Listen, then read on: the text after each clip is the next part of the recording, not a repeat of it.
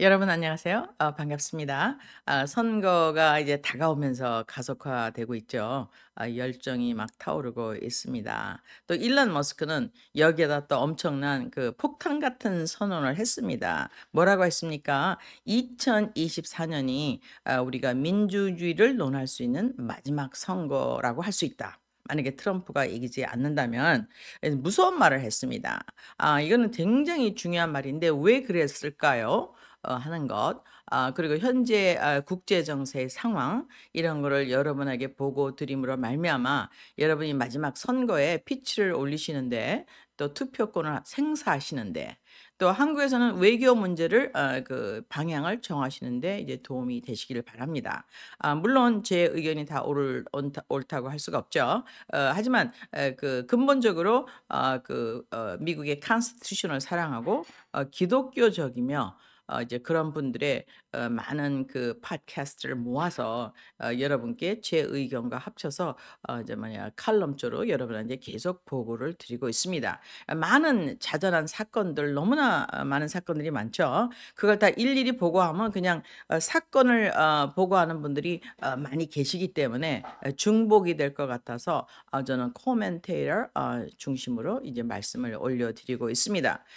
정말 또 이번 지난주에는 뭐 또 세 번째 저격 시도가 있었죠. 코첼라 밸리, 캘리포니아 리버사이드, 이제 우리 보통 인랜드 엠파이어라고 하는데 그곳에는 이제 중산층의 미국인들이 많이 살고 있는 곳입니다. 예. 근데 거기서 굉장한 큰 랠리가 있었어요. 오픈 스페이스에서.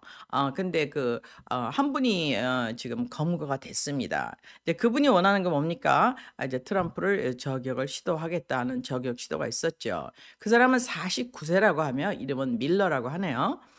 그리고 이제는 VIP 티켓을 가지고 좀 이름 있는 지명도가 있는 사람들마다 사진을 찍고 다니는 이제 공식적으로는 이제 보수에 속한 사람이라고 합니다. 근데 그가 이제는 패스포드에 여러 나라의 패스포드를 갖고 있고 또 드라이버스 라이선스가 이제 미국에서는 신분증이거든요.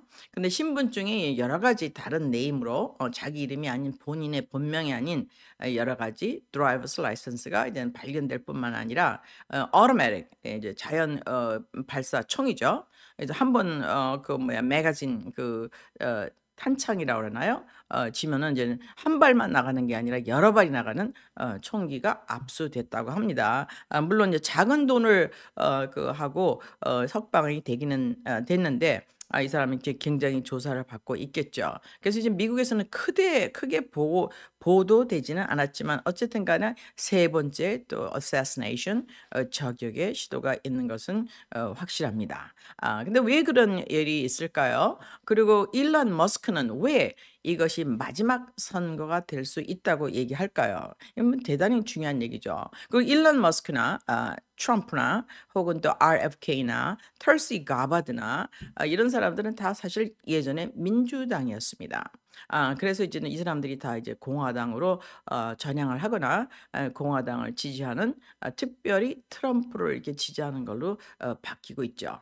또한 이제 많은 현재 electoral vote 조사에 의하면은 트럼프가 압승을 하고 있을 뿐만 아니라 경합주에서 대단한 승리를 거두고 있습니다. 그래서 저는 이제 미국에 살면서 최근에 사실 트럼프가 캘리포니아를 방문해서 샌디에고하고 이제는 벤스하고 또 트럼프의 베벌리힐 방문을 갔다 왔는데요. 뭐 사람들의 열광은 대단합니다. 그리고 거기에는요 사실은 인종이 관계없이 뭐 아시안 그다음에 흑인, 히스패닉 아주 열렬하게 그를 사랑하는 지지자들이 많습니다. 물론 그들은 뭐 트럼프를 개인적으로 모르지만 그의 정책을 지금 현재 좋아하는 거죠. 이제 그들이 가장 싫어하는 정책 중에 뭐였느냐 지난 4년 동안 이것은요 물가가 너무 많이 올랐다는 거죠. 그러니까 돈을 그냥 강제로 많이 풀었다는 거죠. 1 번. 기름값이 엄청나게 올랐습니다. 그래서 한동안은 캘리포니아 LA에서는 6불 50 까지 올랐어요. 트럼프 때는 2 불이었거든요. Are you kidding me? 근데 오른 이유가 무엇입니까? 미국은요 석유 재고가 세계 1 위입니다. 2 위는 사우디 그다음에 나머지는 뭐 여러 나라가 있죠. 중동의 여러 나라 플러스 뭐 또 남미에도 있습니다. 베네수엘라서부터. 근데 이 석유가 왜 중요하냐? 석유 갖고 우리는 밥을 먹고 살고 있어요. 석유에서는 첫 번째 연료뿐만 아니라 두 번째 뭐가 나옵니까? 플라스틱이 나오죠. 그다음에 세 번째는 뭐가 나옵니까? 약이 나와요. 메디슨이. 이거는 다 석유 베이스 마든 메이슨이 석유가 그렇게 중요합니다. 이 석유는 이제는 버릴 게 하나도 없죠. 마지막으로 나오는 게 뭡니까? 아스팔트 까는 것까지 나오죠. 그래서 정말 버릴 게 하나도 없는 황금, 검은 황금, 석유가 제일 많은 나라가 사실은 뭡니까? 미국. 그다음에 사우디. 그다음에 뭡니까? 러시아. 이제 굉장히 중요한 석유 생산국들입니다. 그래서 저 유럽에서 계속 지금 모자라는 게 뭡니까? 석유와 가스가 모자라요. 일단 산업혁명 이후에 우리의 목줄이 어디에 달렸느냐? 이 세 가지에 달렸습니다. 하나는 자원. 연료죠. 연료가 없으면 뭐 공장을 못 돌리고 차를 못 돌리고 전쟁도 못 하고 날아다닐 수가 없으니까 이제 에너지원이 제일 중요합니다. 두 번째는 뭡니까? 식량이죠. 그래서 식량이 어디서 나오는가? 아이러니하게 뭐 이란 거기 있죠. 그 뭐야 크레센트 지역이라고 하죠.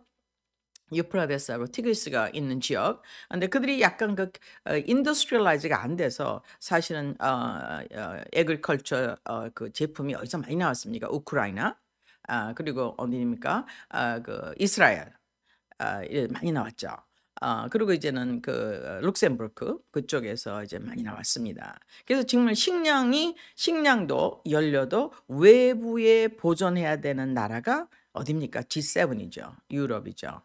그래서 그들과의 그 충돌은 사실은 불가피한 것입니다. 아이러니하게도 산업혁명이 일어나면서 이제는 지도자하고 피 계급 그다음에 지도 계급, 피지도 계급, 지배 계급이 바뀌었죠. 옛날에는 뭡니까? 이제는 귀족과 농노였지만 이제 뭘로 바뀌었습니까? 자본주와 고용인으로 바꿨죠. 근데 고용인으로 바뀌니까 이제는 고용자들을 내쫓았어요. 공장에서 일을 하면서 이제 그들이 굉장한 노동력으로 인하는 피해를 많이 보게 됐죠. 왜냐하면 옛날에는 이게 물건이었잖아요. 그 전쟁에 진 노예들이. 근데 이제 노동자가 됐습니다. 그래서 그들의 이제 권리를 주장하는 시대가 있었습니다. 그러면서 무엇이 나왔죠? 진화론이 나오고 이제 노동자를 어떻게 관리할 것인가. 그리고 노동자를 뭐 보호한다는 그런 이유도 있지만 뭐 캠페인도 있지만 대부분 자본주를 보호하기 위한 것이죠. 노동자를 보호하는 이유는 무엇입니까? 조용하게 일을 잘할 수 있게 위해서 상도 주고 머리에 감수도 씌워주고 보너스도 주고 하는 거죠. 하지만 모든 것의 주인은 자본주라고 할 수 있습니다. 그래서 지금 자원 중에서 에너지 자원, 식량 자원, 세 번째는 뭡니까? 인력 자원이 필요합니다. 인력 자원은 뭐 합니까? 생산도 필요하고 소비도 필요하고 운송도 필요하고 군인에도 필요하죠. 그래서 세 가지 이거를 놓고 싸우는데 유럽은요 세 가지가 다 부족합니다. 우선 사람들이 애를 별로 안 낳아요. 인구가 줄어들고 있죠. 두 번째 뭐냐면 식량 자원이 없어요. 농사가 잘 안 됩니다. 기후가 아주 불편한 농사에 아주 불편한 곳입니다. 그다음에 세 번째는 뭡니까? 에너지원이 거의 없습니다. 그래서 뭐 갖고 먹고 살았어요? 머리, 전략을 갖고 먹고 살았습니다. 전쟁을 해서 침략해서 먹고 살았어요. 그래서 지난 500년 동안 산업혁명이 일어나기 직전에서부터 그들은 대서양을 누비면서 엄청난 그 힘을 발휘했죠. 그래서 전 세계를 침략한 나라가 사실 누굽니까? 에스파냐로부터 시작했습니다. 여러분 이게 왜 중요합니까? 현세를 진단하는데 지난 500년사를 아는 건 너무 중요합니다. 근데 이 지난 500년사를 연구한 나라가 있어요. 그게 바로 중국이에요, 여러분. 중국을 너무 우리가 떼놈하고 참 얕보고 있는데 중국은 그렇게 만만한 나라가 아닙니다. 우리가 원하는 것처럼 그렇게 금방 망할 수가 있는 나라가 아니에요. 왜냐하면 자원도 충분히 있고요. 그다음에 뭐가 있습니까? 해안선이 아주 넓어요. 아주 많은 해안선을 태평양 해안선을 갖고 있습니다. 그리고 또 인구가 엄청나게 많아요.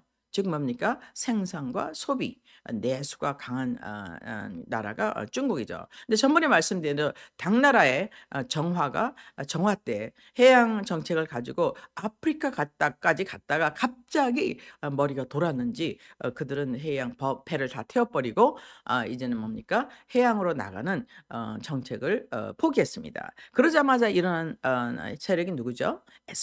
스페인이죠. 그래서 스페인의 무적 함대가 남미를 다 누비면서 금을 다 뒤져내고 사람 다 죽이고 얼마나 잔인하게 죽였는지는 여러분 이제 역사 공부를 한번 참고해 보시기 바랍니다. 우리가 이렇게 평화라는 시간을 누린 지는 불과 이제 100년 미만인데 그전 때까지는 엄청난 전쟁이 있었습니다. 500년 동안. Especially 어떤 때요? 우리 그 뭐야 스페니시 엠파이어가 정말 남미를 다 정복해서 지금 왜 그 멕시코나 그런 데 가면은 왜 스페인 말을 쓰죠, 여러분? 스페인이 다 점령했어요. 예. 그래서 다 죽였습니다. 그래서 스페인 말 쓰고 스페인 문화. 그래서 우리가 멕시칸 음식을 뭐라 그러냐? 영어로는 히스패닉. 그리고 우리가 그 사람들을 보낼 때 우리가 히스패닉이라 불러요. 스페인 사람이라는 거죠. 그리고 스페인 아이들하고 군인들하고 로컬 여인들하고 피가 섞여서 아주 예쁘고 아름다운 여인들도 아이들도 굉장히 많습니다. 그래서 그들은 유럽화가 되면서 그 교황 제도를 받아들였죠. 그래서 지금 남미는 포르투갈의 지배를 받았던 그 뭡니까? 브라질. 브라질은 포르투기스를 씁니다. 나머지 남미는 전부 스페인이에요. 아주 이잡듯이 뒤져 갖고 싸그리 죽이고 남자는 씨를 말리고 여자들은 다 결혼을 해서 그래서 아이들을 다 낳아서 이제 스페인화 되었습니다. 이 무적대의 스페인 함대가 이젠 그들의 영화가 끝낸 딱이 언제냐. 스페인 무적 함대를 영국이 1588년에 무너뜨렸습니다. 그래서 영국이 뜨기 시작했어요. 근데 여러분 가끔 제가 여기저기 말씀드렸지만 이 서로마라고 하면 지금 현재 우리가 말하는 유럽이죠. 동유럽과 서유럽이 있습니다. 그래서 우리는 그냥 줄여서 서구라고 하는데 서구에는 G7 특별히 Germany 독일, 프랑스, 영국, 스페인, 그다음에 뭐 룩셈부르크 이런 나라들은요. 사실은 엄청난 전쟁을 겪으면서 자기의 힘을 확보하기를 원했습니다. 그래서 뭐가 돼요? 교황권을 확보하고 황제가 되기를 원했습니다. 근데 스페인의 이제 무적 함대가 무너지는 바람에 이제 남미 전체가 이제는 어떻게 됐어요? 이제는 주인이 이제는 사라지게 됐죠. 그냥 그 주인이 전부 다 포르투갈은 어디만 갖고 있어요? 브라질. 그리고 나머지는 전부 다 스페인 영토였습니다. 그들이 가면서 지나간 항로가 어디죠? 여러분 이제 필리핀도 지나가고. 그래서 저는 필리핀에 가보면 동구에 아직 항구가 있는데요. 스페인 때 만들어 놨던 그 뭡니까? 항구가 아직도 있어요. 근데 아직도 튼튼합니다. 카시구란이라고 전략적인 곳인데 저도 한번 이제 방문을 해 봤습니다. 이제 스페인 엠파이어가 끝나고 이제 프랑스 이제는 독일, 영국이 각축전을 벌이게 되었죠. 그래서 서로 이제 전쟁을 하면서 힘겨루기를 했습니다. 힘겨루기를 하다가 어떻게 됐습니까, 여러분? 이제는 그 프랑스가 1815년 워털루 전쟁에서 짐으로 말미암아 마침내 이제 러시아도 I'm sorry. 독일도 끝나고 이제는 영국이 이제는 1588년 무적 함대를 무찌른 이후 1815년으로 유럽을 완전히 압도하게 되었습니다. 이래서 공식적으로 대영 제국의 시대가 열렸죠. 그래서 옛날에 스페인이 그 뭡니까? 접수했던 나라들을 이제 다 접수하기 시작했습니다. 거기는 물론 이제 아프리카도 다 포함돼 있죠. 아프리카는 너무 쉬웠어요. 왜냐하면 무기가 워낙 없었기 때문에 자원은 많고 그냥 삥 돌아가고 또 그동안 또 많은 또 기독교인도 가서 봉사도 많이 하고 좋은 일도 많이 있었습니다. 하여튼 이제는 전 세계가 하나로 모아지는데 공헌을 한 나라의 1호는 사실은 스페인, 그다음에 이제 영국이죠. 그래서 영국이 이제 무적 함대를 무찌른 후에 세계의 힘으로 섰습니다. 그 세계의 힘으로 서게 된 전쟁이 바로 워털루 전쟁이죠. 그래서 웰링턴과 그 지휘하에 웰링턴 장군과 그다음에 나폴레온이 싸워서 이제 웰링턴 장군 부대가 이김으로 말미암아 이제는 패권이 1815년으로부터 영국으로 완벽하게 최고의 세계의 헤제몬으로 등장했죠. 그래서 그의 파워는 언제까지 유지됩니까? 1944년 놀만디에서 미국이 아이젠하워가 승리함으로써 이제 패권이 넘어가게 됩니다. 여러분 이게 왜 중요합니다. 아냐하면은 패권이 넘어가면서 영국은요. 그동안 열심히 일해서 이거 다 우리 거로 맹길어 놨는데 이걸 놓칠 수가 없잖아. 그래서 그들은 세계 뱅킹을 지배하게 됐습니다. 그래서 세계 뱅킹은 누가 갖고 있으면 뱅크 오브 런던이 갖고 있죠. 지금도 물론 그렇습니다. 그래서 그들의 힘에서 빠져나간 사람들이 누굽니까? 거기서 나간 사람들이 만든 나라 미국. 미국에 대한 인필트레이션이 시작됐다고 여러분에게 여러 번 말씀드렸습니다. 이제 그중에 그 메인 멤버가 누굽니까? 시실 로즈라는 남자죠. 시실 로즈에 대해서는 여러분께서 공부할 필요가 있습니다. 그가 뭐 라운드 클럽 그 라운드 테이블을 만들어서 비밀 결사대를 만들어서 앵글로 섹슨이 영국이 세계를 지배해야 된다. 그러는 와중에 뭐 미국이 독립했잖아요. 그러니까 미국을 점유해야 하겠죠. 그럼 뭘로 점유합니까? 이미 밀리터리 패권은 1776년으로 뺏겼지만 지속적인 전쟁이 있었습니다. 미국하고 영국 사이에. 미국하고 영국은 겉으로 보이기에는 친구인데요. 사실은요. 미국이 영국으로부터 독립했다가 지금은 점유당하고 있다고 말해도 과언이 아닙니다. 물론 미국이 부자가 되면서 나토의 비용, 그다음에 유엔의 비용을 많이 대고 있죠. 그럼 나토와 유엔은 무엇이냐? 이제 유럽이 1차 대전, 2차 대전을 싸우면서 힘이 빠졌죠. 진이 빠짐으로 말미암아 이 모든 것을 갖다 민주주의의 이름으로 이제 통치, 그래서 하나의 그룹을 만들기 시작했어요. 그중에 하나가 유엔입니다. 그중에 하나가 나토죠. 나토는 북대서양 조약기구. 어느 한 사람에도 우리가 침략을 받으면 우리가 다 이제 쳐부신다 하는 조약이죠. 근데 그때는 사실은 적이 없었어요. They need an enemy. 예를 들어서 지금 만약에 우리가 지금 지구에 지금 우주 여기 전체 글로벌 커뮤니티에 전쟁이 많은데 이 전쟁을 없앨 수 있는 방법이 딱 하나가 있습니다. 그거는 뭡니까? 우주인이 쳐들어왔다. 다 죽인다. 그럼 어떻게 돼요? 다 합치게 돼 있어요. 한국에 뭐 전라도, 경상도 막 싸우는데요. 만약에 뭐 북한이 쳐들어왔다. 그럼 다 합치게 돼 있습니다. 무슨 말인지 아시겠죠? 그래서 우리는 항상 어떤 체제를 이주하기 위해서는요. 우리는 적이 필요합니다. 왜? Us and them. 미군을 무찌르기 위해서 우리 연합하자. 대한민국을 무찌르기 위해서 우리 연합하자. 그렇잖아요. 그다음에 독일을 무찌르기 위해서 우리 연합하자. 이런 거는요. 계속해서 적과 아군이 계속 교체되고 있죠. 그래서 이런 상황에서 이제 우크라이나 전쟁이 났고 그다음에 지금 현재 지금 우크라이나 전쟁을 계기로 이제는 그동안 헤게모니가 바뀌고 있습니다. 그럼 여러분 제가 이것을 강조하는 이유는 한국에 있는 정세를 판단하는데 또 우리 트럼프를 판단하는데 가장 중요한 것은 백그라운드를 알아야 된다는 것이죠. 그래서 유럽이 이렇게 되는 데는 약간의 우리가 역사적인 리비짓이 필요합니다. 그래서 역사적인 공부를 보자면 사실은요. 뭡니까? 워털루 전쟁에서 영국이 이기면서 그때 뭐가 생겨났죠? 우리 로스차일드 뱅킹이 생겨났죠. 그러면서 이제 뱅킹이 어디로 넘어갔습니까? 전 유럽의 뱅킹이 이제는 영국으로 넘어가는 시대가 되었습니다. 그러고 나서 많은 사건이 있었죠. 그때 거기서 머리를 들고 일어난 나라가 누구죠? 독일입니다. Wait a minute. 나도 한 판을 껴야 되잖아. 그래서 1차 대전하고 2차 대전이 일어났죠. 그래서 1차 대전하고 2차 대전이 1914년하고 1939년에 일어났지 않습니까? 근데 거기에 아주 놀라운 사실은 여기서 또 많은 변화가 있었는데 뭐 팁으로 하나 드리자면 그 당시에 그 오토만 제국 지금 터키죠. 아직도 쌩쌩했습니다.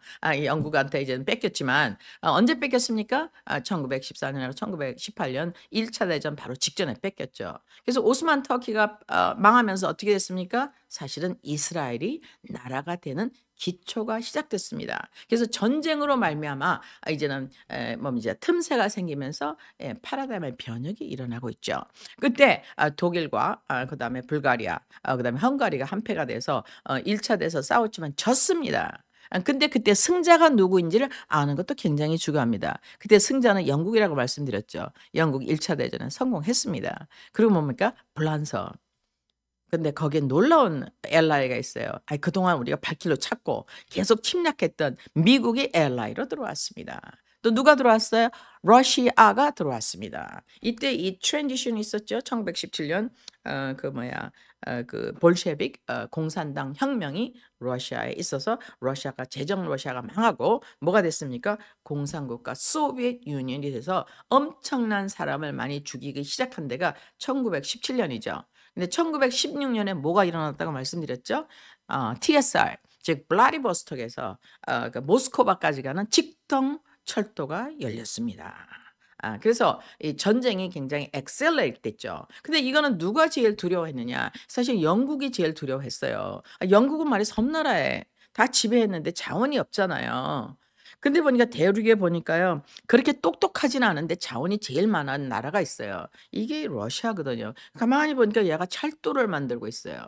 그래서 그때서부터 철도를 만들기 시작하기 그때서부터 이미 그게 누가 만들죠? 니콜라이 2 세가 만들었습니다. 잘 니콜라이 세컨드. 그 사람이 그걸 시작하면서 많은 사람이 당연히 죽었어요. 테크놀로지가 모자라고 엔지니어링 어렵고 거기면 춥고 그러니까. 그래서 많은 사람이 이제 불만이 많았겠죠. 하지만 그것이 뭐의 눈에 띄었을까요? 대영 제국의 눈에 띄었습니다. 오 마이 갓. 제가 이제 철도도 갖고 있어. 자원도 많아. 이거 어떻게 되는 거지? 그래서 이제 완전히 그 뭡니까? 감시 대상이 된 것이라고 확실하게 그것이 뭡니까? 이제는 철도 사이베리아 TSR이라고 말할 수 있습니다. 그래서 TSR은 불행하게도 어디서 씁니까? 블라디보스톡에 쓰죠. 근데 그거는 부동항이 아닙니다. 겨울에는 얼죠. 당시에는 또 엄청나게 추워서 다 꽝꽝 얼어붙어서 그 블라디보스톡에 있는 기지에 주로 우리 해군 그 발틱 해군 기지가 있었는데 40명에서 70명의 그 군인밖 해군밖에 없습니다. 너무 리모트. 근데 블라디보스톡을 여러분 누가 개발하는지 아세요? 여러분이 잘 아시는 율분이라는 배우의 할아버지가 개발했습니다. 1800년대 말 돼서부터 제가 이제 백악관을 그 박물관을 가봤는데 여러분 그 스토리라는 건 너무 중요합니다. 그건 한국 근대사랑 가장 연관된 패밀리가 살리는요 이들 패밀리입니다. 그들의 4대 패밀리가 러시아를 치면서 공산당과 그다음에 뭡니까 일본의 그걸 피해서 그 도망하게 되었죠. 그래서 이제 그렇게 해서 나온 스토리. 이게 바로 이제 근대사 러시아 그다음에 고종 황제 이야기인데 거기에 대해서는 그들의 소설인 아니 그들의 자서전인 오디세이에 대해서 언젠가 여러분께 또 소개해 드리기로 하겠습니다. 어쨌든 간에 러시아가 어떻게 됐어요? 이제는 그 소련이 됐지만 1차 대전에 영국과 미국과 프랑스의 우방이었다. 어떻게 생각하세요, 여러분? 그래서 이제는 지고 나서 2차 대전이 또 일어났습니다. 2차 대전 때는 엄청나게 많이 죽죠. 대한민국의 현재 인구만한 사람이 죽었습니다. 근데 역시 이것도 뭡니까? 동부와 서부의 전쟁이에요. 모든 세계 전쟁은 지중해에서 일어났습니다. 대부분 지중해에서. 2차 대전 때 지중해 플러스 뭐가 됐죠? 대서양 플러스 뭐가 됐죠? 태평양 전쟁이 일본이 개입됨으로만 일어나게 되었죠. 그래서 태평양이 이제 그들의 눈에 띄기 시작한 것은 2차 대전 이후입니다. 그럼 2차 대전이 1939년서부터 일어나서 45년에 끝날 때까지 엄청난 패러다임 시프트가 있다는 걸 분명히 아셔야 됩니다. 여기는 한국의 이익과 한국의 정세와 현재 미국의 정세와 굉장히 연관돼 있습니다. 이것이 마지막 선거라고 일론 머스크가 한 이유는 우선은 우리 개인의 자유, 헌법적 미국 그것뿐만 아니라 자원 왜입니까? 이제는 누가 일어나고 있어요? 글로벌리즘에 반대해서 누가 일어나고 있으면 브릭스가 일어나고 있어요. 그래서 브릭스는요 우리의 현재는 친구가 아닙니다. 그래서 그건 뭐냐? 경제 전쟁의 전쟁인 걸 알 수가 있죠. 여러분 제가 계속 말씀드려서 이데올로기는 전쟁의 구실 중에 하나다. 물론 전쟁의 중요한 겁니다. 근데 1차 대전은 누가요? 러시아. 그때 이미 공산당 일어나기 시작했어요. 2차 대전에 소련. 누구의 우방이었어요? 영국과 미국의 우방이었습니다. Excuse me? 왜 우방이 될 수 있을까요? 여러분. 전쟁은요. 경제 전쟁이에요. 자원이 필요하니까. 사람이 필요하니까. 식량이 필요하니까. 이제 이런 면에서 이제 한 번 더 문제를 좀 더 객관적으로 우리가 하면은 솔루션을 더 쉽게 찾을 수 있지 않을까 저는 생각합니다. 그래서 이제 1917년하고 18년 1차 대전이 있으면서 이스라엘이 생겨났죠. 새로운 중동의 ally를 그들이 일부러 도와주고 만들기 시작했습니다. 물론 저는 개인적으로 이거 하나님의 계획과 뜻이라고 생각하는데 그때 터키가 망했죠. 터키가 1400년서부터 1900년, 500년 동까지 어디에 있었어요? 중동의 왕자를 지키다가 아니 영국 때문에 망했습니다. 수에즈 운하가 넘어갔어요. 그 터키가 얼마나 열받겠습니까? 그래서 터키 에르도안이 어떻게 됐습니까? 지금 거의 술탄의 수준이 되어서 그는 정말 막강한 파워를 갖고 있습니다. 군사력, 경제력. 그래서 지금 에르도안은요. 목적이 무엇입니까? 이스라엘을 예루살렘을 자기 캐피탈로 만들겠다. 이스라엘에 엄청난 대적이 생겼죠. 동시에 또 이스라엘이 또 생겨나기도 했습니다. 그래서 에르도안의 적은 사실은 영국이 돼야 되는데 이제는 에르도안이 이제 색깔을 나타내고 있어서 이제 EU에 빌붙으려고 했었다가 이제는 EU가 약간 건방을 떠는 바람에 기분이 엄청나게 나빠서 지금 브릭스에 조인하고 있습니다. 그건 뭡니까? 밀리터리 파워의 언밸런스가 오기 시작했다는 거죠. 그래서 트럼프가 말하는 이 중요한 선거는 왜 중요하냐? 이 패러다임 시프트에 있어서 지금 누구와 누구의 전쟁이냐? 누구와 누구의 힘거르기냐? 조금 아까 이제 1차 대전, 에스파냐 우리 그 뭡니까? 그 무적 함대, 스페인의 무적 함대에서부터 쭉 말씀드렸어요. 그래서 이제 파워의 밸런스를 원하는 서구의 세력이 통일이 되면서 지금 우리가 말하는 흔히 말하는 G7이죠. 월드워 2 2차 대전 이후에 이제 그들은 뭡니까? 자원이 없잖아. 사람이 없잖아.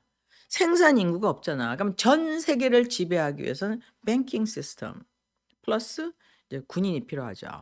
그래서 유엔이 필요하고 나토가 필요하고 혼자서는 못 이깁니다. 왜? 알았어요. 보니까 러시아를 3번 쳐들어갔는데 이제 만만한 사람이 아니에요. 러시아가 자꾸 지지를 않아요. 뚝심이 있어요. 근데 러시아는 뭡니까? 유럽이에요. 동구 유럽입니다. 그래서 러시아에 대한 그 협박을 뭐 때문에 받았냐? 첫 번째는 뭐 때문에 받았죠? 트랜스사이베리아 철도 때문에. 오 마이 갓. 저것들이 농산물, 수산물 다 많고 뭐 석유, 뭐 우라늄 엄청난데 이거 뭐 한순간에 옮길 수 있잖아. 근데 최근에 테크놀로지는 어디까지 왔습니까? 여러분, 대서양에서 태평양 즉 뭡니까? 유라시아 전체 반도를 움직이는데 17시간 만에 갈 수 있다고 합니다. 그 뭡니까? 만약에 그들이 중국과 인도와 인도네시아를 가진다면 전 세계 GDP의 지금 48%인데 그들이 모든 인구와 그다음에 공급과 수요와 소비를 갖고 있다면요. 누가 날아갑니까? 영국이 날아가고 미국이 날아가죠. 그 지금은요. 사실은요. 우크라이나 전쟁에 러시아의 자원을 확보하기 위해서 살살 가다가 오히려 발등에 총을 쏘는 결과를 내고 말았습니다. 이거는 미국에도 발등이 튼 문제죠. 그러면 서구가 원하는 건 무엇일까? 우리 흔히 말하는 글로벌리즘입니다. 우리가 제일 똑똑해. 너들이 뭘 알아? 너들이 어떻게 수학을 알아? 하라리에 의하면 너들이 어디 뱅킹 시스템을 알아? 너 아는 게 없잖아. 우리 DNA 해킹 다 끝났어. 넌 별 필요가 없어. 우리가 이제 지도할 거야. 우리가 지금 디오스 신이 될 거야. 하고 이제 하라리가 했죠. 그래서 하라리가 또 뭐라고 했습니까? 트럼프가 된다면 유럽, 서구 유럽이 원하는 글로벌리즘, 우리는 흔히 딥스라고 합니다. 그들이 모든 것을 컨트롤하고 있다 이거죠. 그 말은 뭡니까? 앵글로색슨이 교육과 문화와 금융을 다 차지하고 있다는 거죠. 우린 물론 저도 무슨 샤넬, I love it. 예. 프라다, I love it. 예, 너무 아름답죠. 예, 그들은 정말 실력이 있는 사람들입니다. 예술성이 아주 뛰어난 사람들이에요. 음악 너무 아름다워요. 잘스부르크 가봤어요. 너무 아름다워요. 거리가 너무 아름다워요. Coffee is so beautiful. Everything is so gorgeous, beautiful. 뭐 가로등 너무 예뻐요. 거기 hanging flower 너무 예뻐요. 그래서 그들은 우리가 흠모할 만한 사실 많은 능력과 실력을 갖고 있죠. 특별히 이제 잉글리시 엠파이어가 1000년 동안 뭘 했습니까? 모든 언어를 집대성해서 뭐를 만들었어요? 단어를 만들었어요. 영어처럼 단어가 충분한 언어가 별로 없습니다. 그래서 지금 모든 언어는 뭘로 통합니까? 우리 성경에서 말하는 바벨탑 이후로 언어가 한 개입니다. 사실은 영어예요. 저도 사실 미국에 서 영어를 통역을 해서 밥을 먹고 살았는데 영어는 대단한 중요한 언어입니다. 왜 그렇습니까? 이건 뭐 라틴, 그다음에 German, 그다음에 English, 뭐 French 다 섞어 갖고 그리스. 그래서 어원이 충분해요. 원래 영어는 사실 소리 글자입니다. 한국말처럼. 그리고 26개의 알파벳을 갖고 있죠. 한국도 26개라고 합니다. 세종대왕이 만드셨을 때는. 그래 갖고 못 말하는 음성이 사운드가 없는데 하여튼 천재적인 한국의 대단한 그 실력이죠. 언어를 조상 대대로 한 것이 아니라 만들었어요. 장영실, 세종 이건 대단한 위대한 과학자죠. 그래서 이렇게 영국이 이런 걸 하면서 뭐를 하느냐. 유럽의 문화를 집대성하면서 기록을 만들기 시작했어요. 그래서 단어, 특히 뭡니까? 라틴이나 그리스 말의 언어를 많은 단어를 만들어서 여러분 그 영어를 공부하시기 원하면요. 단어를 100개만 하시면 돼요. 거기다 접두사, 접미사, 앞에 글자, 뒤에 글자 보면은 많은 말을 만들어 내실 수가 있습니다.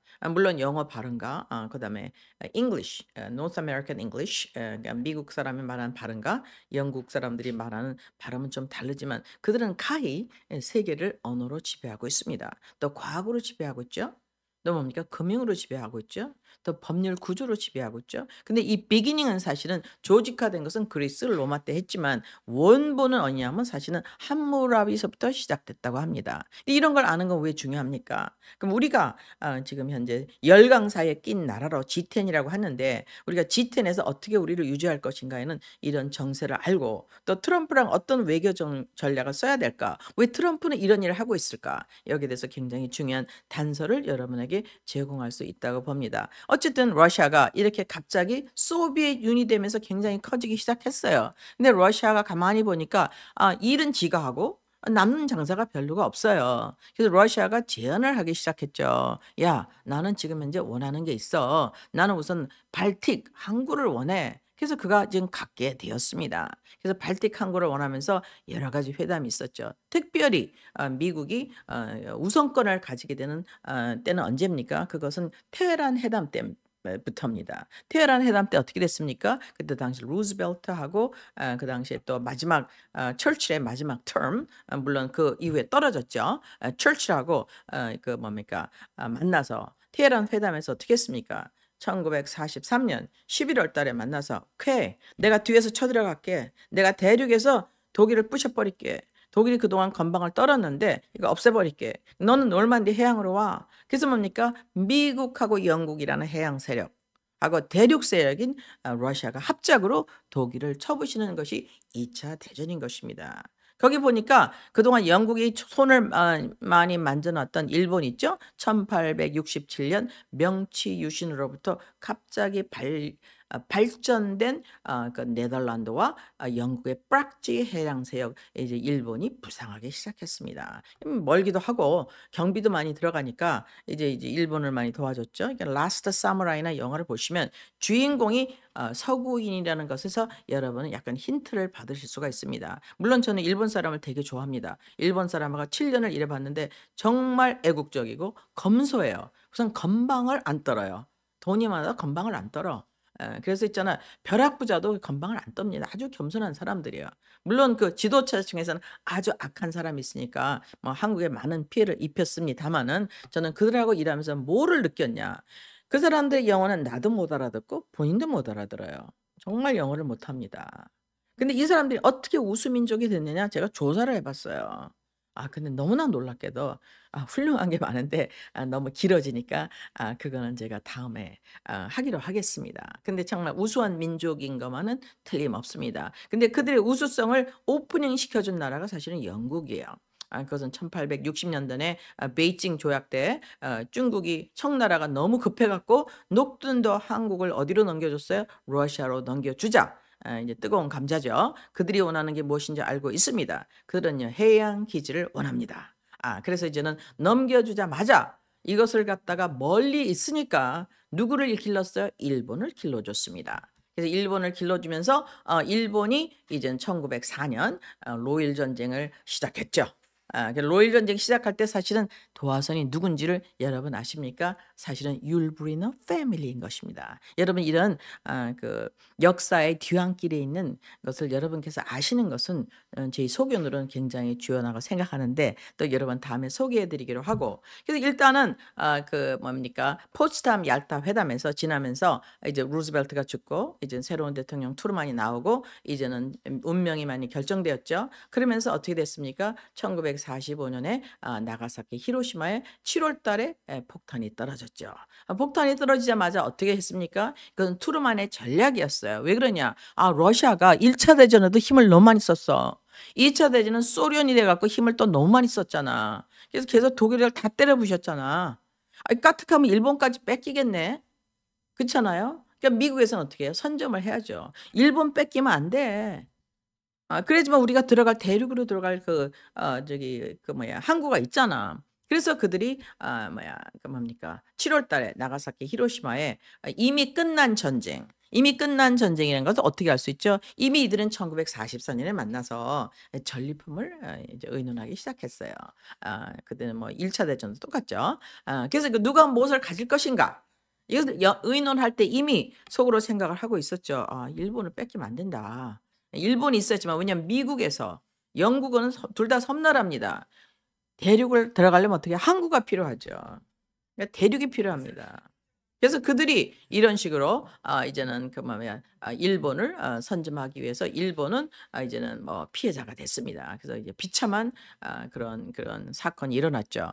그래서 2045 년에 얄타 회담이 2월 달에 있었고 이제 그다음에 7월 달에 포츠담 회담이 있었습니다. 그래서 이런 무시무시한 사건이 일어나면서 이제는 파워가 어떻게 됐습니까? 미국으로 넘어갔죠. 근데 미국으로 넘어가서 지금 1945년 공식적으로 넘어간 뒤에 지금 현재 91 년도에 그동안 웬수처럼 여기던 러시아, 소련이 이제 붕괴가 됐습니다. 그래서 저는 교회를 여러 개를 러시아에 졌는데 정말 hopelessly 가난해요. hopelessly 이제는 무지합니다. 대부분의 사람들이. 공부를 많이 하는 사람들 순진해요, 되게. 그 말을 잘 들어요. 명령하는데 복종하기를 좋아합니다. 물론 제가 만난 사람들은. 근데 그들은 뭐에 훌륭하냐? 이제 광학에 아주 훌륭해요. 그리고 제가 아는 러시아는 그렇게 전쟁을 좋아하는 민족은 아닙니다. 굉장히 복종을 물론 공산당으로서 너무 많이 핍박을 받아서 그런지 굉장히 복종하는 민족인데 이제 러시아가 1991 년에 망함으로 말미암아서 이제 새로운 시간이 오기 시작했습니다. 그때가 이제 불과 이제 35년 40년 돼 가죠. 그러면서 이제 어떻게 됐습니까? 러시아가 힘을 받기 시작하자 '언제 죽을까?' 바라고 있는데 영국하고 미국이 '아 이건 다 죽었구나.' 그래 갖고 뭡니까? 다미넌스 팔레스를 하고 전 세계에요. 미국의 위대한 힘을 이제 곳곳에 700-800 개의 기지를 놔서 디스플레이하기 시작했습니다. 그래 갖고 아직까지 살아 있어요. 2020 년까지. 그래? 2014 년에 그 우크라이나에 가서 그 러시아 말하는 사람 다 없애버려. 그래 갖고 이제 내란 비슷한 전쟁이 10 년서부터 2014 년까지 러시아 스피킹 하는 사람들이 우크라이나에서 한 15,000명 정도 사살을 당했다고 합니다. 그래서 그분들이 푸틴을 요구했죠. "빨리 와서 우리 좀 살려 달라." 푸틴이 "아우 나 무서워. 난 전쟁하기 싫어. 나 지금 간신히 밥 먹고 사는데." 그러다 어떻게 해요? 기다리다가 2022 년에 우크라이나를 나토로 영입하겠다. "오 마이 갓. 이제 또 한 번 쳐들어오는구나." 하고 이제는 소련이 러시아가 방어전을 시작했죠. 그래서 우크라이나 전쟁은 왜 중요하냐? 아까 말씀드린 1차 대전, 2차 대전에 아주 최고 우방인 러시아가 딱 보니까 뭐가 있어요? 철도. 딱 보니까 뭐가 있어요? 가스. 딱 보니까 뭐가 있어요? 기름. 딱 보니까 뭐가 있어요? 우라늄. 오 마이 갓. 딱 보니까 뭐 있어요? 오염 된 수산자원 딱 보니까 뭐가 있어? 밀이 너무 엄청나서 먹질 않아요. 저희가 스탈린하고 이제 블라디보스토크에 가 봤는데요. 소가 우리 안에서 안 있어요. 땅이 너무 넓어서 그냥 알면 지가 알아서 가서 먹고 들어와 저녁 때. 잠잘 때만 알아서 들어와요. 뭐 오리 뭐 이딴 것들 다 이 방목이에요. 그다음에 버섯도 안 먹었어요, 제가 선교할 때는. 그래 갖고요. 이 사람들이 먹는 게 소고기, 돼지고기, 감자 그다음에 해산물 7 가지 요 정도 먹습니다. 그래서 제가 박물관에 가 봤더니 사람이 잡을 수 있는 해산물의 종류가 400 가지예요. 근데 먹는 건 8가지가 안 돼. 그래서 물에 가면요 물 반 고기 반이에요. 엄청나죠. 낚시를 할 필요가 없어요. 들어왔다 썰물이 들어왔다 나가면 조개를 한국 할머니들이 패러 갔다가 물에 쓸려가는 경우도 있었답니다. 왜 너무 많아. 어 뭐 세몬 같은 건 먹지도 않아요. 세몬 우리 고국 음식이잖아. 이렇게 자원이 많습니다. 근데 러시아가 갑자기 그런 것도 몰랐다가 왜 뜨기 시작했어요? 기름이 트럼프 있을 때는 배럴당 50불 미만이었는데 이게 갑자기 전쟁 나 갖고 어떻게 됐어요? 138불 뛰었어요. 오 마이 갓 웬 떡이냐. 그래서 러시아는 서로마에 대항해서 동로마의 파워로서 2022 년에서 2024년에 뜨는 이런 엄청난 사건이 일어났습니다. 결국은 여러분 무엇입니까? 서구 유럽 중심, 서구 유럽 센트릭 헤제모니에서 그다음에 미국으로 넘어갔다가 그때 뭐 냉전이라고 해서 뭐 바이폴라 미국하고 소련 힘이 하나도 없었습니다. 우리 좀 미국처럼 됐으면 얼마나 좋아. 그럴 때입니다. 근데 망하는 줄 알았어요. 그때 90 년대 여러분 나이 드신 분은요. 아티클 보면 러시아가 애니타임 죽는다. 넘어간다. 망한다 했습니다. 소문이 쫙 퍼졌어요 미디어에. 근데 2022 년에 기적적으로 살아났습니다. 근데 이거는 사실은 성경에 예언이 되어 있어요. 성경에 보면은 다니엘서에 로마 제국의 마지막 2다리가 선다. 한 다리는 뭐라고 제가 소개를 했습니까? 하나는 교황을 중심으로 한 페이퍼시 영어로. 하나는 뭡니까? orthodoxy. 그는 교황을 거부하는 서구의 종교. 이거는 서구는 뭡니까? 인간이 너무 종류가 많아요. 뭐 불란서 뭐 독일 말도 다르고 불란 뭐다 있잖아요. 같은 교황 카톨릭 문화권이지만 언어도 다르고 이제 많이 다릅니다. 그들을 하나로 결집할 수 있는 게 뭐죠, 여러분? 그것은 말 종교죠. 러시아는 워낙 또 큰 동네예요. 그들은 그래서 오소닥스 모스크바가 1400년대 1100년서부터는 제3 로마로 불렸다고 제가 여러분에게 소개한 바 있습니다. 그래서 지금 서구 로마하고 동구 로마가 합쳐서 로마 제국이 하나를 이루어서 글로벌 즉 뭡니까 백인에 의한 지도 그리고 거기 엘리트가 누굽니까 대장이 앵글로색슨 이게 바로 글로벌리즘이죠. 근데 거기 말 안 듣는 꼴통이 하나 있어요. 그게 러시아죠. 말을 안 들어. 교황청을 받아들이지 않아요. 그들의 오소닥시는 자기가 진정한 기독교인이다 하고 이제는 서로 완전히 그레이트 시즘이라고 합니다. 완전 세퍼레이션 됐어요. 동로마의 종교와 서로마의 종교. 그래서 이제 동로마는 흔히 말하는 그 동구권, 공산권이 되었죠. 나중에는 공산당이 들어가서 그리고 이제 서구는 뭡니까? 지금 흔히 말하는 우리가 G7인 것입니다. 거기에 수백 년 만에, 수천 년 만에 변화가 왔다. 러시아가 소비에트 유니언이 1차 대전, 2차 대전 1914년서부터 1945년까지 유럽의 가장 필요한 ally 아군이었다가 1945년 7월 달에 나가사키 히로시마에 폭탄 떨어지면서 왼수가 됐어요. 냉전이 됐다가 이제는 망했어요. 91년에. 딱 몇 년 만에 망한 겁니까? 그러면은 한 50년이 안 되죠. 45년 이후로 망했습니다.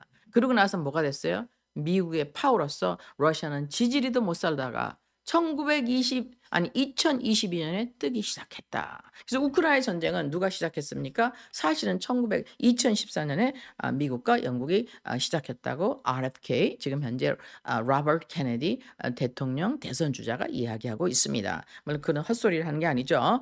거기에 중요 인물이 누굽니까? 빅토리아 눌란이라는 여자죠. 2024년 1월 달에 사임했죠. 그래서 그 여자가 국무부의 의원으로서 여기서 성공하면 이제는 국무의 최고가 되는 거죠. 근데 이제 실패했습니다. 그래서 지금 1월 달에 그만둬서 그때서부터는 제가 우크라이나 전쟁이 러시아의 승리로 끝난다고 계속 말씀을 드렸었는데 그 전에도 성서에 의하면은 2다리가 건재해야 되기 때문에 우크라이나 전쟁은 3번째 러시아 침략 뿌락지 침략이라고 할 수 있죠. 러시아가 이길 수밖에 없다. 예언에 의해서. 그리고 거기에 대해서 뭐가 나오냐. 10발가락 동구와 서구에서 5발가락씩 나와서 밸런스를 유지하는 멀티폴라 그런 소사이티가 된다. 이제 그런 것을 잠깐 소개했습니다. 물론 거기는 새로운 지도자가 나와서 전 세계를 이제는 하나로 만드는 카리스마틱한 지도자가 나오겠죠. 이런 상황에서 이제 트럼프가 뭐를 했냐? 나도 글로벌리즘이 싫어. 나는 미국의 자국의 이익을 하겠어. 그럼 여러 가지 이유가 있습니다. 근데 글로벌리즘의 센터는 어디라고 말씀드렸어요? 유럽이라고 말씀입니다. 웨스턴 유럽 센트릭이에요. 미국 센트릭이 아닙니다. 미국은 뭘 갖고 있어? 군사권을 갖고 있을 뿐이에요. 그래서 웨스턴 유럽 센트릭이 글로벌리즘을 하려고 할 적에 트럼프는 "Oh no.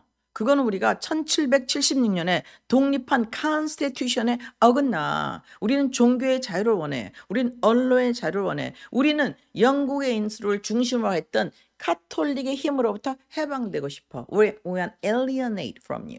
그래서 뭡니까? 트럼프는 그 전략을 어떻게 설명하고 있죠? "나토, 너들 돈 내. 왜 우리가 다 돈 내? 너들 돈 내. 니들 돈 안 내면 내가 나토에 지원 끊겠어." 그럼 나토가 힘이 없어지는 거죠. UN?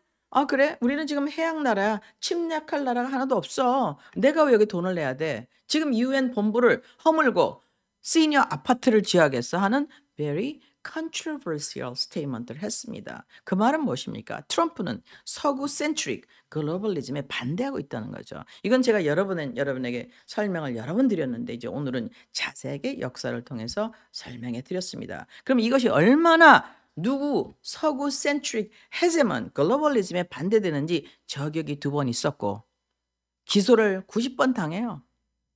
그다음에 영장을 가지고 자택 침입을 합니다. 그다음에 가짜 서류를 만들었어요. 여기 막 국가 비밀 서류가 떨어져 있다. 사진을 찍어서 올렸어요. 근데 나중에 알고 보니까 조작이에요. 그리고 또 뭡니까? 2020년 선거가 끝난 다음에 트럼프가 그거 다시 한번 이거 시해 봐야지 말이야. 내가 가서 랠리를 하고 유세할 적에는 사람들이 날 지원하고 바이든 대통령은 유세도 안 했는데 걔가 어떻게 당선이 되냐. 이게 이상하다. 그다음에 보트를 하나 할 때는 미국은 레지스터를 해야 됩니다. 레지스터를 한 사람보다 보트를 선고한 사람이 더 많아요. Are you kidding me? 아니 1을 넣었는데 2가 나왔어. 1을 넣으면 1이 나와야 되는데 2가 나왔어요. something wrong이죠. 그래서 "다시 카운트 합시다." 하고 마이크 펜스와 트럼프가 사람들을 초청해서 조지아에서 경합주에서 1월 6일 모이자. 그래서 사람들이 모였죠. 그래서 1월 6일 때문에 지금 현재 여러 명들이 끌려 들어가 있습니다. 왜? 국회 난입 사건 몰로된 역적 모의로 들어가 있죠. 근데 역적 모의가 된다는 것에 대해서 January 6에 대해서 이제는 계속해서 청문회가 있는데 바로 13일 어젠가 그렇습니다. 거기에 또 중요한 사건이 터졌어요. 그건 뭐냐? 그 당시에 경찰국장 그 당시에 그 워싱턴 DC를 관장 경찰국장이 나와서 선서했습니다. "내가 선서하건대 나는 낸시 플로지가 나한테 전화를 안 받았다고 하는데 난 3번이나 했다." 시간까지 얘기했습니다. 그래서 결국에 뭡니까? "여기는 무엇인가 우리가 모르는 그 음모가 있었다." 이런 걸 얘기하는 거죠. 근데 그 음모의 이유는 무엇일까요? 트럼프가 대통령이 되기를 원치 않는 거죠. 그럼 여러분 탐정 소설을 많이 읽고 연속극을 많이 보신 여러분께서 추정을 어떻게 하실 수 있습니까? 이것은 당연히 글로벌리스트가 트럼프가 원하는 내셔널리즘을 원치 않고 있구나라는 것을 알고 있습니다. 즉 서구 유럽이 미국을 다시 합치기를 원한다라는 것을 저는 개인적으로 추정하고 있는데 거기에 참고되는 책은요. Killing of Uncle Sam이라는 책을 여러분 꼭 읽어보시면서 참고하시길 바랍니다. 그래서 이런 January 6가 있으면서 지금 갑자기 어떤 사건이 났습니까? 저커버그가 8월 26일 날 I'm sorry. 나 잘못했어. 사실은 저기 청와대가 아니고 뭐죠? 백악관 그다음에 이제 미국 정부에서 나보러 감시하라 해서 내가 감시했거든. 2020년 때 "I'm so sorry. 나 잘못했어. 다시는 안 그럴게."라고 주커버그가 누구한테 편지를 보냈냐. 우리가 제가 말씀드리는 누구죠? 그 모든 것을 조사하는 그 커미티에다 편지를 보냈어요. 이건 너무나 엄청난 짐 조던. 짐 조던이 지금 계속 청문을 하고 있습니다. 근데요. 이것은 밝혀지게 돼 있어요. 왜 그렇습니까? FOIA라는 이거는 뭐냐면 그 로인데요. 사실은 힐러리가 만들었습니다. 모든 정부의 모든 기록은요. 기록에 남게 돼 있어요. 그 기록을 달라. 그럼 주면은요. 다 지우고 줘. 말 전체를 못 알아듣게. 예. 그래서 이것이 지금 현재 자커버거가 자수했다고 할 수 있겠죠. 그래서 지금 청문을 받고 있습니다. 지금 선고가 작 2 주 얼마 남았습니까? 지금 현재 약 3 주가 안 남았죠. 그다음에 그때도 자커버거가 한 일이 뭐 있습니까? 2020년 선거 때 내가 뭐를 갖고 있냐. 바이든의 아들의 그 죽음의 랩탑이라고 합니다. 거기에 모든 그 사람의 그 성 문제는 개인이랑 빼놓고 그 사람이 보리스마 뇌물 받은 거 중국 뭐 어떤 나라 다 다 나와 있다고 합니다. 근데 그것을 갖다가 띄우지 않았답니다. 아니면 약화해서 띄워서 선거에 개입됐다. 그래서 제가 볼 때는 속에는 '아 저커버그는 트럼프가 이길 걸 알고 있구나. 이번에는 내셔널리즘이 이기는구나. not globalist가 이기는구나.' 그렇기 때문에 자기의 형량을 감수하기 위해서 미리 자수하고 있거나 하고 저는 느끼고 있습니다. 그러면 트럼프가 당선된다면 선거에 이게는 개입된 사람도 어떻게 되죠? 이거는 federal crime입니다, 여러분. 이건 보통 일이 아니에요. 예, 이런 일이 일어나고 있습니다. 그래서 January 6 그다음에 저커버그의 그다음에 고백. 그다음에 뭡니까? 그 랩탑, 죽음의 랩탑. 또 하나 뭐가 있어요? 디디. 디디라는 저는 처음 들어봤는데 사실은 뭐 제가 나이가 많다 보니까 이 노래하는 거에 옛날 노래만 듣지 현재 노래를 안 들어 갖고 디디라는 사람이 랩 뮤직을 하는데 유명한 사람이랍니다. 그 사람이 언제 잡혔어요? 9월 16일 날 잡혔어요. 할리우드 플로리다 뭐 요런 데 집이 많이 있는데 돈이 엄청 많다고 합니다. 근데 무슨 크라임이냐? 페도필리아, 소아성애, 그다음에 인신매매로 걸렸습니다. 근데 거기에 인발브된 사람들이 엄청나게 하이 프로파일이라고 합니다, 여러분. 그래서 우리들이 흔히 선망하던 성공의 대상 뒤에는 엄청나게 유명한 사람들이 많이 있는데 이런 비슷한 사건이 두 번 있었죠. 앱스틴이라는 남자가 같은 감옥에 지금 끌려가 있는 구치소 거기서 있다가 이제 자살했죠. 물론 우리는 타살이라고 생각하고 있지만 그가 많은 리스트를 갖고 있다고 합니다. 그다음에 또 와인스타인이라는 남자가 있죠. 앱스틴 말고. 근데 와인스타인은 뭡니까? 할리우드에서 그 남자랑 성상납을 못하면은 뜨지를 못하는 그래서 지금 센텐스를 받고 이제는 살고 있습니다. 그래서 아까 말씀드린 대로 트럼프를 저격하려는 사건 그다음에 이제는 거기에 대비해서 이제 January 6가 있었는데 조사위원회가 이제 목을 조여가고 있다. 갑자기 디디가 이제는 뭡니까? 어레스트가 됐다. 그럼 디디는 뭘 갖고 있겠습니까? 리스트를 갖고 있어요. 국가와 국민을 상대로 한 범인의 리스트를 갖고 있는 거죠. 이건 치명적인. 그래서 제 생각 같아서는 11월 6일 전에 누군가가 디디의 리스트하고 앱스테인의 리스트를 밝히지 않을까 생각합니다. 이것은 선교에 결정적인 영향을 주겠죠. 그래서 그들은 뭡니까? 누군가가 그들을 보호하고 있었다는 얘기겠죠. 물론 제 짐작으로는 이제는 그들이 이제는 글로벌리스트라고 생각을 합니다. 글로벌리스트는 우선 당신을 믿는 자들이고 그들에게는 사실은 종교가 없어요.